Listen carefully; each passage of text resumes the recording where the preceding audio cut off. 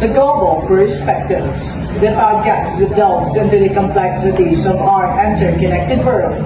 I am Maribel Togli, political analyst. I am Krisha Pipipito, and I am the ideal activist. I am Kirsten Hansi Kabanka, and I am a journalist.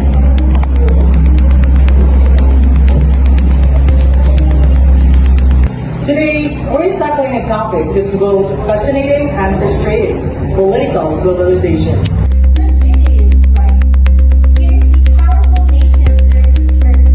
Ignoring the needs of smaller countries and exploiting resources for their own benefit. It's a system rigid against the common good. Furthermore, the concentration of wealth and power in the hands of few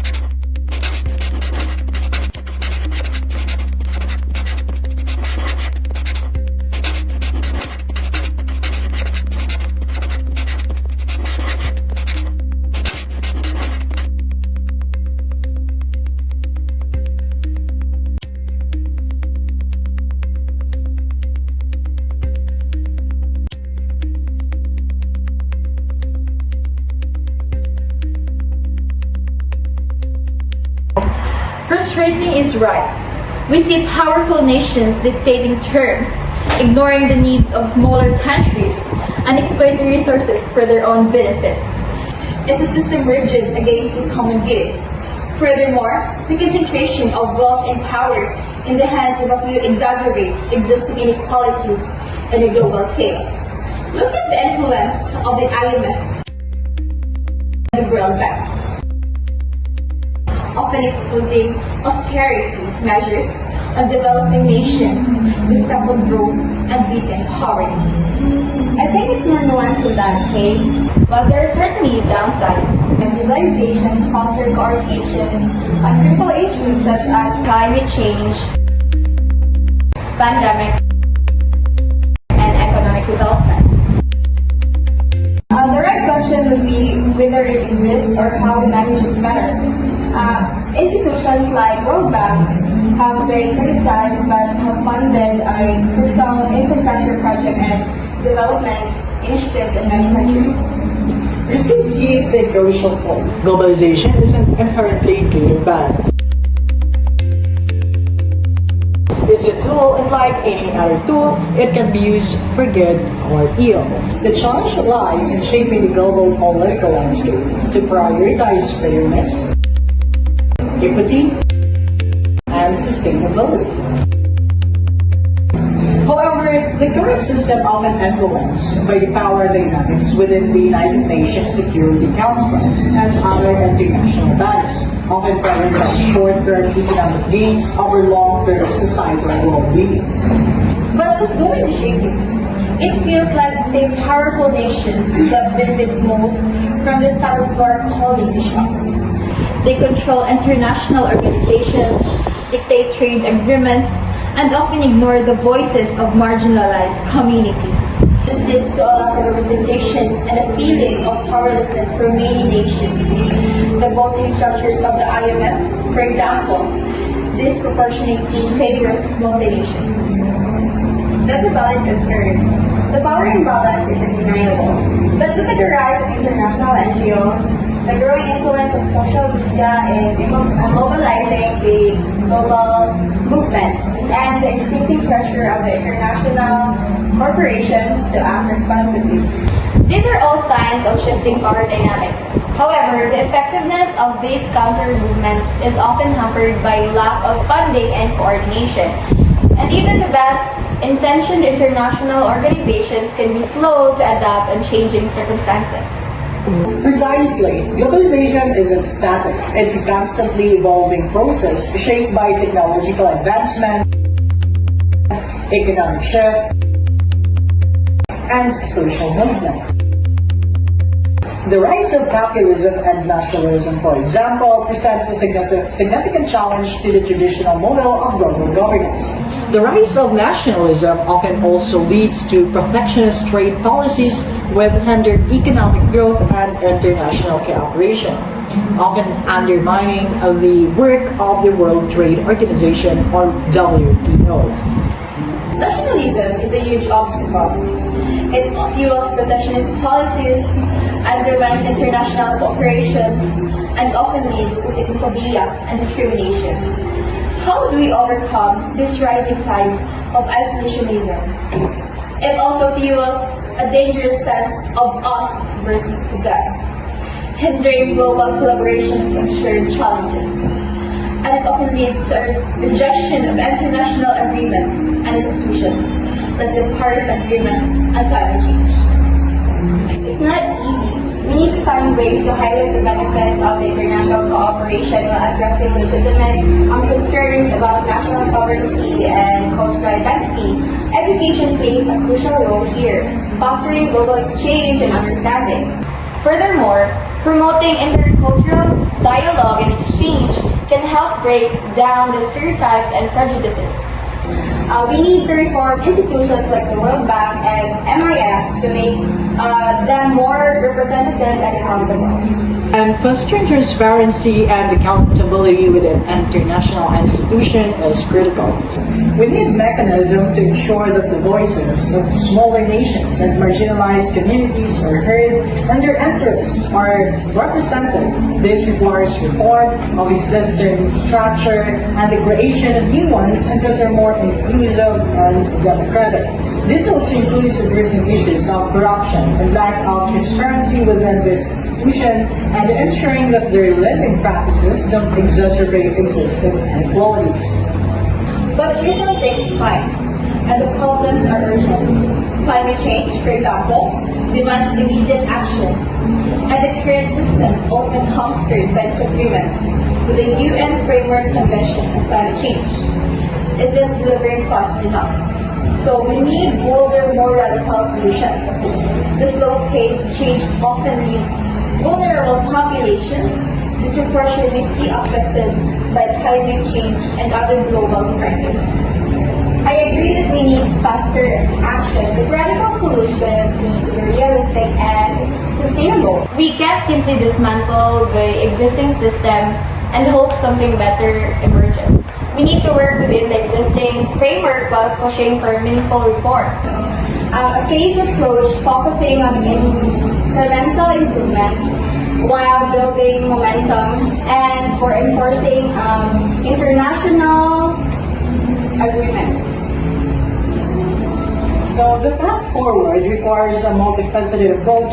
We need stronger international cooperation, greater transparency and accountability, and a renewed commitment to multilateralism. But we also need to empower local communities and give them a greater voice in shaping their own destinies. This also involves supporting local initiatives and empowering grassroots movements. This requires shift to power dynamics, giving more agency to developing nations and international institutions. Ultimately, it comes down to a question of values. Do we prioritize profit and power, or do we prioritize human well-being and environmental sustainability? The answer to that question will determine to the future of political globalization. So this requires a fundamental shift in priorities, moving away from a purely economic focus towards a more holistic approach that values social justice and environmental stewardship. In this global perspective, we will going to delve into the realities of what political globalization has to be analyzed and what would be the implications of it to the political decisions and political implications to the nation state. Surrounding to that idea, we need to realize also that these institutional bodies affecting to the political institution of any country or, for example, developing nation states, in simple terms, create a more rigorous and more dynamism. So when we talk about this political globalization, it also delves to the perspective that the institutions such as IMF or International Monetary Fund and the World Bank has also generated their capacity to influence the developing countries. So in this contention also, we need to realize that this institution has a negative and bad effect to the nation state, or specifically to the developing countries that they being provide such fund.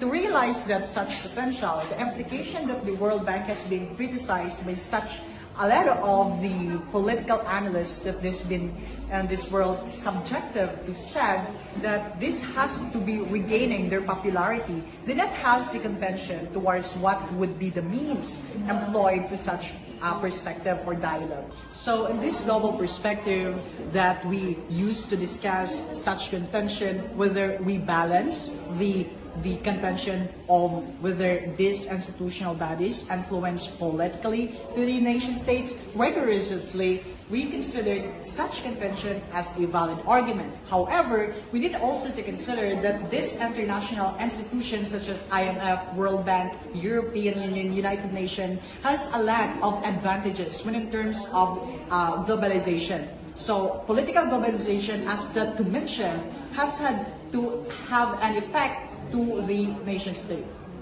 So based on the contention and the publication basically done by the Pennsylvania University and how the World Bank and the IMF affect, for example, to the nation state approach to political decision, embodied that their discussion simply suggests that this institution really have an effect. What are the effects of it?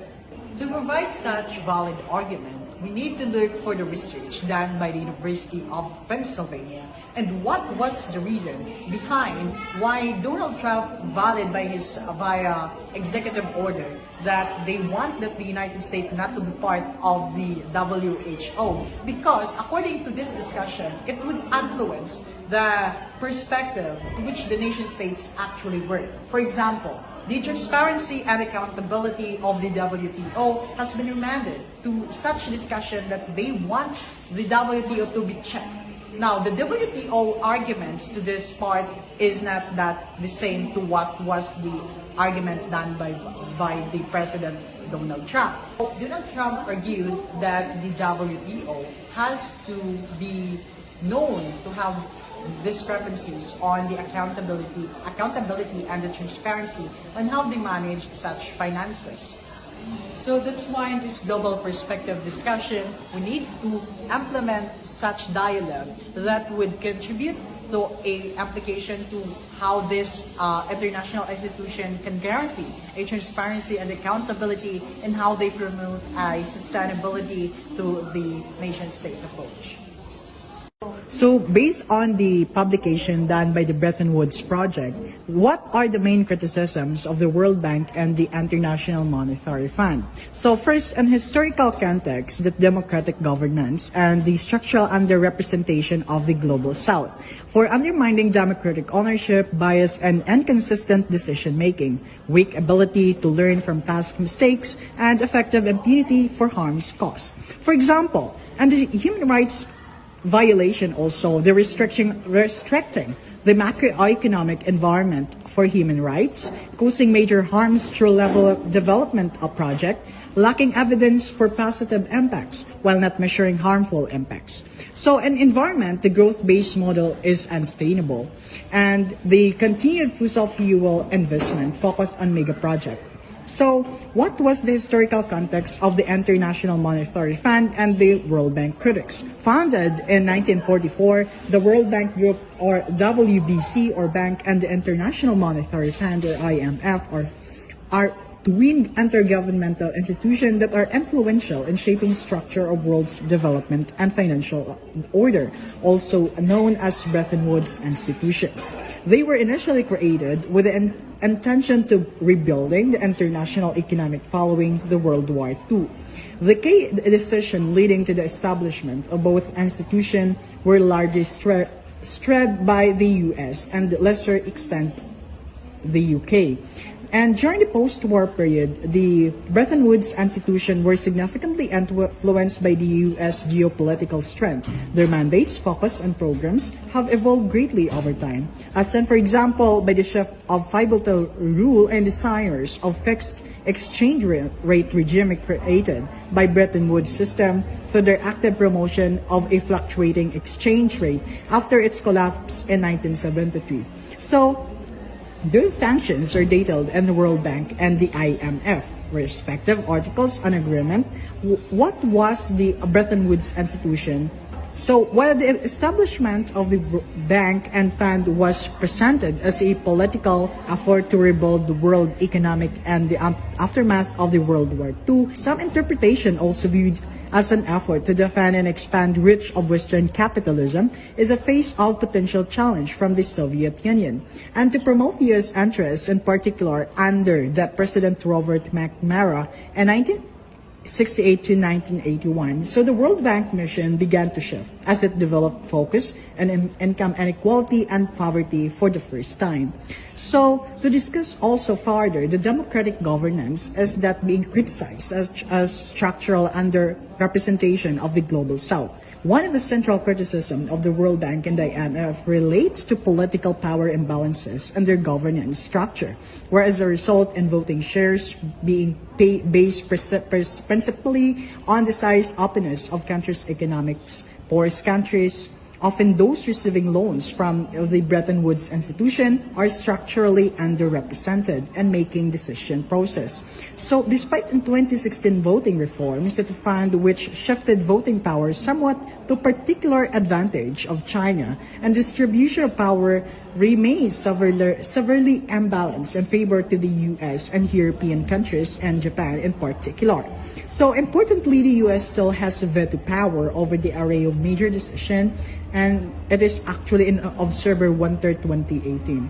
So in the case of the World Bank, in addition to calls for greater representation of low-income countries on executive board, civil society organization have historically demanded reforms of decision-making through introduction of double majority voting, where an agreement would require both shareholders and member state majorities, those giving developing countries a larger role in the process.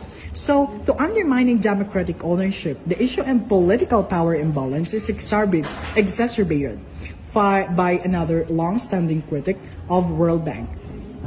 So that the economic policy condition they promote, often attached or recommended as part of loans, project, technical assistance, or financial surveillance, undermine the sovereignty of our nations, limiting their ability to make policy decisions and eroding their ownership of national development strategies. This is particularly the case of IMF as a lender and report resort to the government experiencing balance of payment problems. So to conclude that the bank and the fund have also been heavily criticized for the role played by political expediency or important shareholders in this decision making. And this choice of interventions, including to support dictatorship, IMF decision to break its own rules and support highly controversial break rule program. So the weak ability to learn from the past mistake, IMF Independent Evaluation Office was set up in 2001 to conduct evaluation on the policies, the functionalities of the institution, with the aim to enhancing a learning culture, strengthening credibility, and supporting institutional governance and oversight. And that's a question we all need to grapple with. Thanks for joining us on Global Perspectives. Join us next time as we delve into. Thanks for joining